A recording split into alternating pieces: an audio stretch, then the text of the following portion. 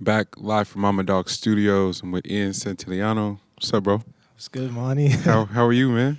I'm good, bro. How Chilling. how was the what was your experience like playing at Mama Dog today? It was cool, man. Yeah.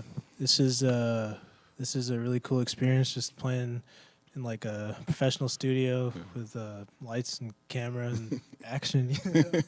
No, man, I think you were probably more prepared than others. I had the pleasure of watching you over, quarantine with COVID-19. You kind of made the most use in utilizing Twitch and different streaming platforms to engage with people and like really grow your audience. Can you talk about like just that experience and like focusing on that? Yeah, for sure.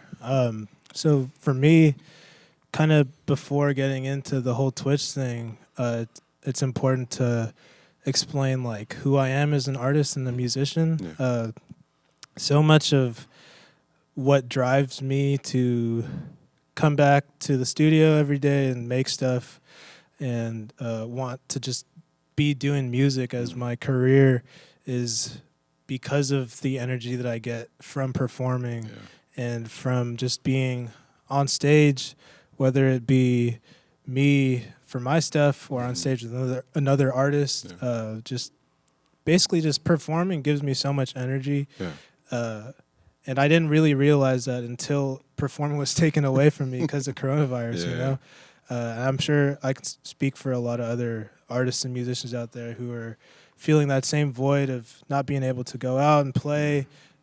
That bar gig that you took for granted for like 2 months is like, damn, I wish I could do that right now, you know? No. So the whole thing with Twitch was trying to fill that void, bring the performance and the venue home, so to speak, and bring it online.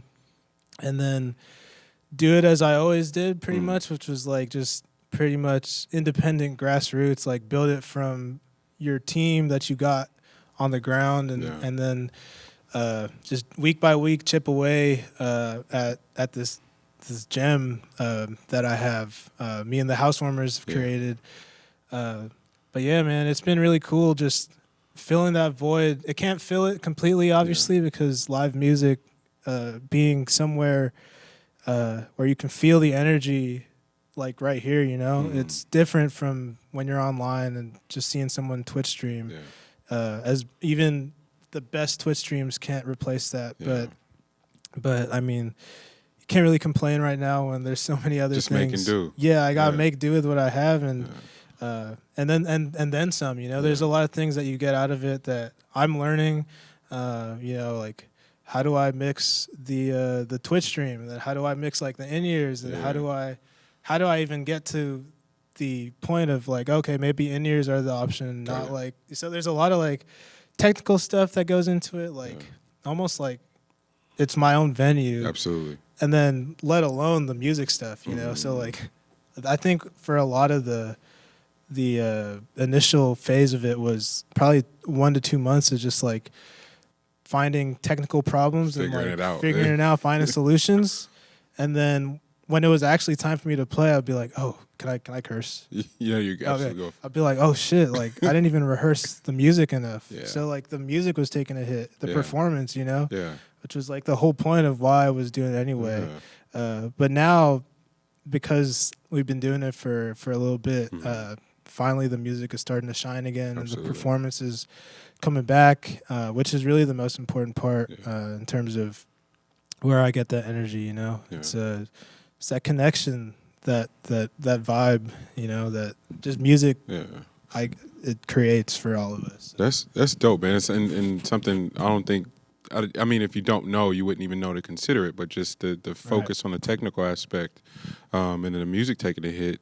You spoke about the Housewarmers. You talk about the band and how it formed, and you got some killer players that are playing with you. That's been my favorite part. See which musicians are gonna rock with you on the streams. Man, the Housewarmers, bro. That's my family right there. Honestly, shout out Jenny, Lassie on the bass, Pablo on the drums, and Terry on the sax, Jenny on the keys. But yeah, we met at a housewarming party, actually. Funny enough, it was like 3 years ago. 3 years ago, it was our annual my bass player Angelo Lassie Mac, Mhm. also my mix engineer. Shout out to him. He's awesome. He was having like an annual house party, and then he was inviting like hella musicians, hella just like people that we play with in San Jose, and like people from 55 South. Shout out Bernard and the Alliance and all of them. But we said, hey, let's come through, bring hella food, bring hella people. Let's just have a party, you know, which sounds so crazy, like living in the times we live in right now. But so far we away. had parties 3 years ago, believe it or not. It was crazy because me, Angelo, and Pablo, which actually was another band called IPA. It was a trio, guitar, bass, and drums. Yeah. We had met already, and we were playing. We were at that party.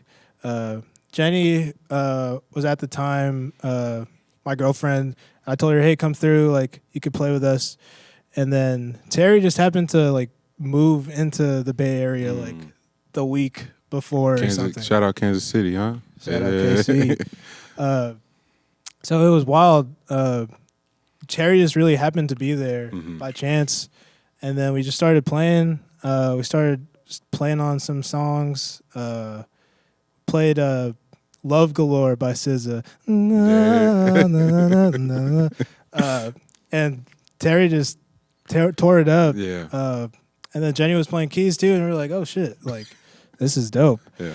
No, Housewarmers and meeting at a house party and playing Love Galore, man. Yeah. It was pretty incredible just not knowing this dude. Yeah. And then at the time too, like I was starting to want to evolve IPA into something bigger. Yeah. IPA was kind of born out of the spirit of let's just play to play, you know. Yeah. Let's go out and get those bar gigs and stretch out as much as we can. Yeah. And then when I started wanting to do original music, I was like, I need some more people first and foremost, and then like I need people to be down and do rehearsals and stuff like that. So we met at that house party, Love Galore. Terry was playing, Jenny was playing. We were like, dude, this is it. This is it. Like in the back of our heads, we were like, this is it. We didn't really say anything at the time. Yeah. It was probably a couple months after where I was like, hey guys, like instead of being IPA +2, Terry and Jenny, let's make this a new thing that is for my original music. Let me be the captain of this ship, you know. Before it was like kind of unspoken. Yeah. Let's just like be a band. But then that's where I was like, let's take the lead. And then we were passing out names and stuff, and then I was like, Housewarmers, man. That's where we came from initially. So and that was a lot of the help with Angelo, because he was telling me too, like, like you got your original music, let's go for it. You know, like you got to take charge. Yeah. So that's what I did. No, killer, man, and you've done such a great job, and just stylistically, and how the projects are sounding as well too. Really quick, can you just talk process? Like, I've had the pleasure to see it. Can you talk just like, whether you're starting with a riff, you're programming drums, you seem to do it all, bro. Like it's definitely dope. And I encourage anybody to tune in on your when you're going live and making beats too. Yeah, man. The process. It's so. I love that question because it's so like open ended in terms of like. There's usually when just I'm in my studio at home. I live at my mom's house. Shout out to the musicians living at home, man. Yes, sir. It's nothing to be ashamed of. At all. Not even a little bit. It's like, I'll take free rent, free food, you know? But probably a lot of the times it starts with drums, honestly. Yeah. Whether it be like live drums. Recently, I've moved a drum set back into my little studio space.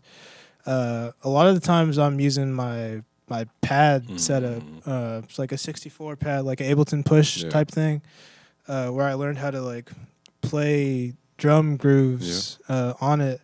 It's just very easy to have it right there, and then so I'll start off with that. I use Ableton Live for all the nerds out there who are taking notes, but I use Ableton Live. session view, it's kind of like a blank canvas for me to just like throw up any ideas I have, like drums or guitar or bass or whatever. I'll just go, lay it down. It starts looping. Like, okay, I hear guitar on this. I'll pick up my guitar, start playing something. Okay, it's looping. Bass, add some keys. I also use the 64 pad thing for keys because I can't play keys for real. But and it kind of just snowballs from there. Sometimes it's left at like a loop, and I save it and date it like by the date. And then other times it's like, I want to make this a full arrangement, you know. Go in and add sections from there. From the loop. Yeah. Go in and add sections, add a B section, add little like all the extra little touches, you know, that I think differentiate it from just straight up a loop. I really love bringing that aspect of ear candy into my music. Just like, even if it's a verse and verse 2, like I don't want them to be exactly the same. You know, even if it's something subtle or not subtle, like I'm all about exploring and like trying to be as unique to what I'm feeling and what has taught me so much about music. Shout out to like my heroes, John Mayer, D'Angelo, freaking all the jazz greats. And it's a lot of stuff to just try and abstract to my limbs, I guess, you know, just like crunch it down and okay, let's go. Sometimes it's cool. Sometimes I make some shitty stuff. Most of the time, probably it's shitty. But that's really how it is. That's the process, That's the process. It's you gotta make stuff regardless of if it's bad or not. And that's really how I got to the songs that I released. There's a lot of other songs that haven't seen the light of day, you know. That's how it goes. But it's experience. It's really that's really what comes out of that. That's sort of my songwriting process. That's dope, man. I was definitely going to ask inspiration, so I'm glad we got to the D'Angelo conversation. It's such a very specific, you know, hero to have in music. So that's dope. Real quick before we get out of here, can you let us know if you got any projects coming? Yeah. Right now, pretty much the only thing I have going on is the Twitch streams. Okay. So that's twitch.tv/Ian Santillano. And we've just been doing monthly, we're calling it Twitch World Tour streams. And then we actually might have a shirt that's like a merch, like a piece of like tour merch, you know? Go. It's like Twitch World Tour and tour dates and stuff. Just trying to make it as non-COVID as possible, you know? But that's pretty much it. I'm on Instagram. I'm like putting stories of me cooking and like cooking music and also and actually cooking, cooking like salt and pepper chicken wings. But yeah, that's pretty much it. I have an album in the works, but it's kind of like in the works. You know what I mean? But it'll be once I have the pieces ready, then I'll be like promoting it and everything. So yeah, that's what's up, man. Thank you and Housewarmers for rocking today. And it's live from Mama Dog. Yes, sir.